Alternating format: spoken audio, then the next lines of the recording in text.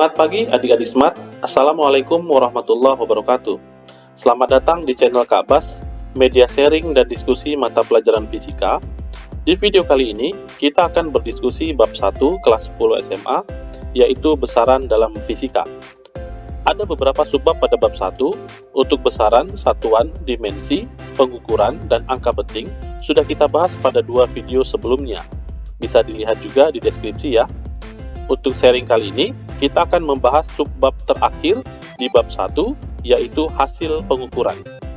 Sebelum melanjutkan, dibantu subscribe, like, and share, agar adik-adik tidak ketinggalan sharing dan diskusi pada materi selanjutnya, serta agar lebih banyak lagi yang mendapatkan manfaat dari video ini.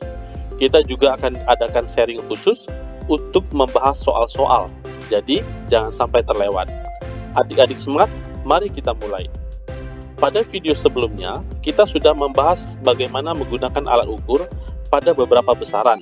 Kali ini, kita akan diskusikan bagaimana menuliskan hasil ukur sesuai kaidah ilmiah, di mana di dalam setiap pengukuran hampir dapat dipastikan terdapat kesalahan, atau yang disebut juga dengan ketidakpastian. Ketidakpastian pada pengukuran tunggal dan berulang tentu berbeda. Semakin banyak pengukuran yang dilakukan, maka diharapkan hasilnya tentu lebih baik atau ketidakpastiannya semakin kecil. Yang pertama adalah pengukuran tunggal yang dilakukan satu kali pengukuran saja menggunakan alat ukur tertentu untuk mengukur besaran tertentu. Biasanya dilakukan untuk kasus yang tidak membutuhkan ketelitian yang tinggi. Hasil ukur dituliskan dalam persamaan X sama dengan X0 plus minus delta X, di mana X adalah hasil ukur yang akan kita cari nilainya menggunakan alat ukur, sedangkan delta X adalah ketidakpastian mutlak, di mana nilainya adalah setengah dari skala terkecil atau disebut juga NST. Sedangkan ketidakpastian relatif adalah ketidakpastian mutlak delta X dibagi nilai besaran X yang diukur. Pada video sebelumnya, saat membahas pengukuran, kita sudah diskusi tentang ketidakpastian relatif dan ketidakpastian mutlak. Adik-adik smart, masih ingat ya pada video pengukuran sebelumnya, bahwa setiap alat ukur, baik itu mistar, jangka sorong, maupun mikrometerskop, dan lainnya, memiliki skala terkecil pada skala nonius. Bila lupa, silakan ditonton video sebelumnya. Kita review sedikit. Untuk mistar, skala terkecilnya adalah 1 mm, jangka sorong 0,1 mm, dan mikrometerskop 0,01 mm.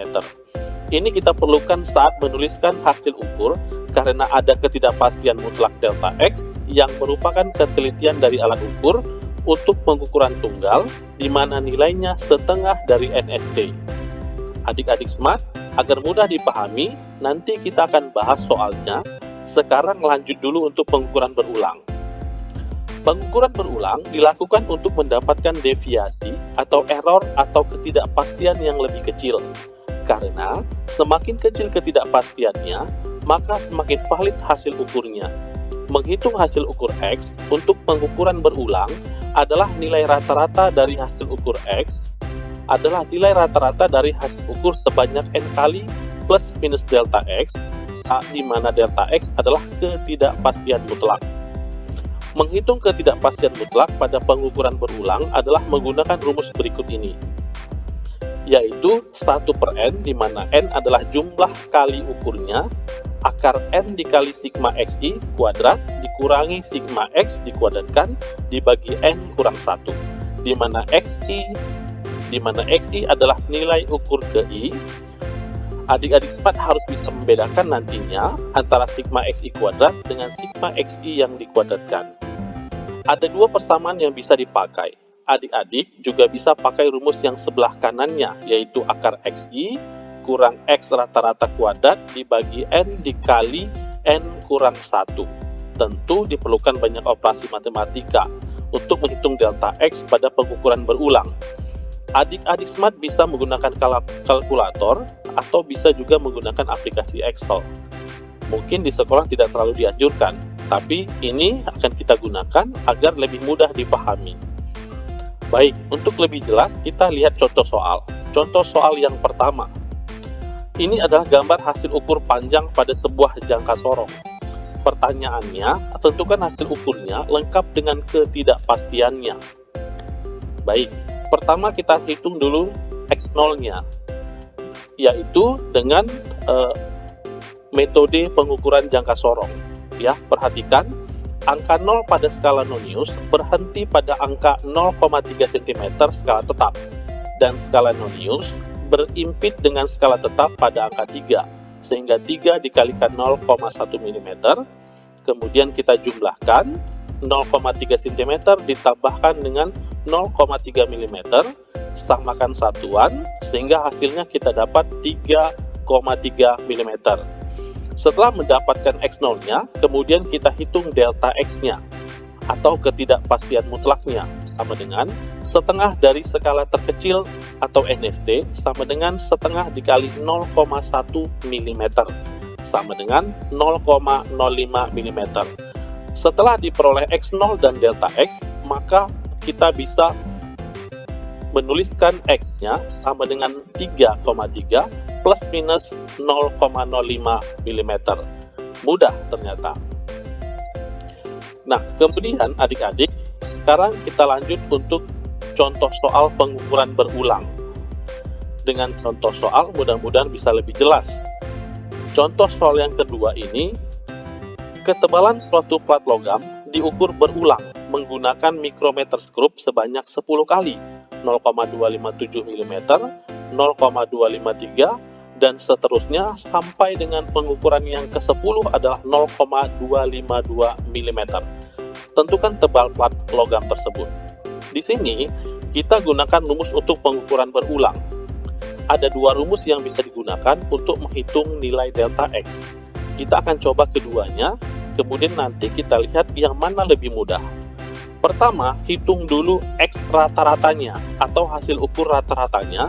Di sini Kak Bas menggunakan Excel ya, supaya mudah dipahami dan tentunya perhitungannya lebih cepat. Ada tabel N sampai 10 kali dan hasil pengukuran masing-masing XI-nya sampai dengan ke-10.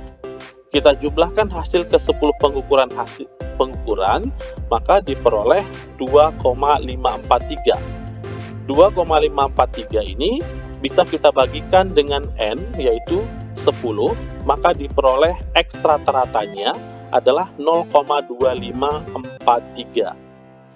Selanjutnya, kita hitung delta X-nya, atau ketidakpastian mutlaknya, menggunakan rumus berikut ini. Kita hitung dulu XI kuadratnya ya. Selanjutnya, kita jumlahkan karena sigma, sehingga sigma XI kuadrat diperoleh 0,646783.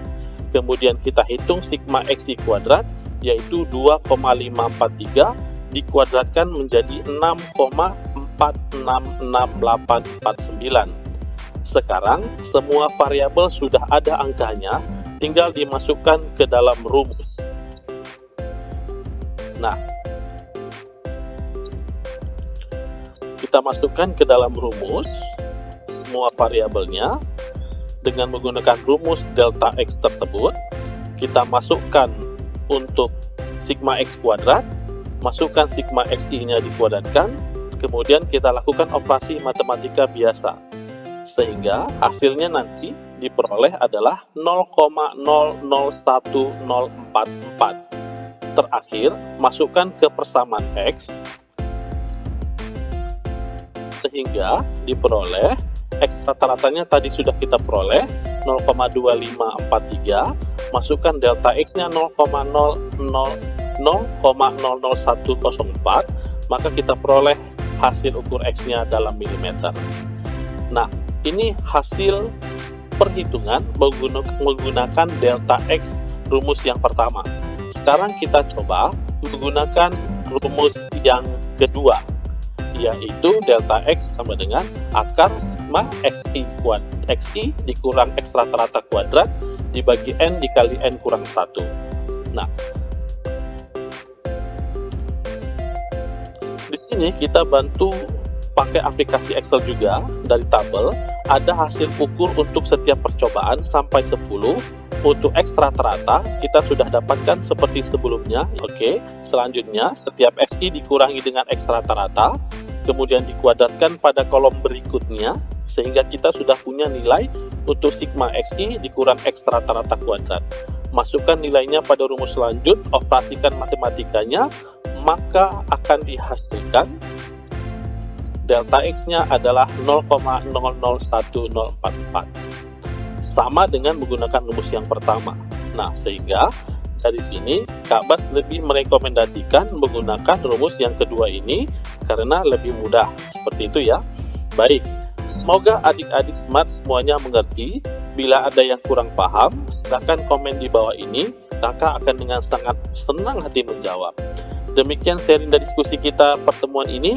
Untuk hasil ukur, silakan disimak untuk materi video berikutnya. Terima kasih sudah menyimak, like, dan subscribe video ini. Sampai ketemu di video berikutnya. Assalamualaikum warahmatullahi wabarakatuh. Salam Smart.